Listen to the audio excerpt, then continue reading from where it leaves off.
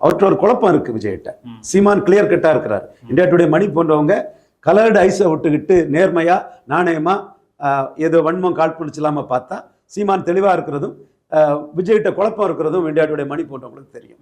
அது அவங்களுக்கு தெரியலன்னா அவங்கள்ட்ட வேற ஏதோ கோளாறு இருக்குன்னு அர்த்தம். நான் அந்த குழப்பங்களை சொல்றேன். விஜய்க்கு தனிச்சு நிற்கக்கூடிய விருப்பமே இல்லை. இல்லையா? இல்லை இல்லை, இல்லவே இல்லை.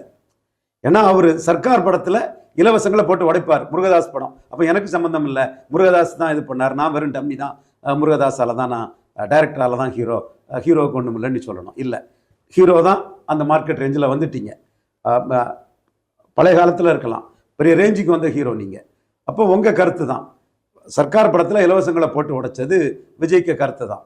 அப்போ இலவசங்கள் கூடாதுங்கிறது தான் மக்கள் மத்தியில் சீமானுக்கு கருத்தை தான் விஜய் மக்கள் மத்தியில் சொல்கிறாரு. ஆனால் அரசியலுக்கு வரும்போது அரசியல் வியாபாரம் பண்ணுறதுக்காக இலவசங்களுக்கு ஆதரவாக போகிறார்.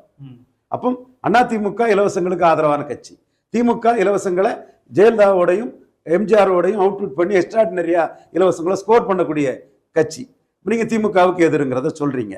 அப்போ நீங்க அதிமுக கூட்டணி வைக்கிறதுக்கு முயற்சி பண்றீங்க.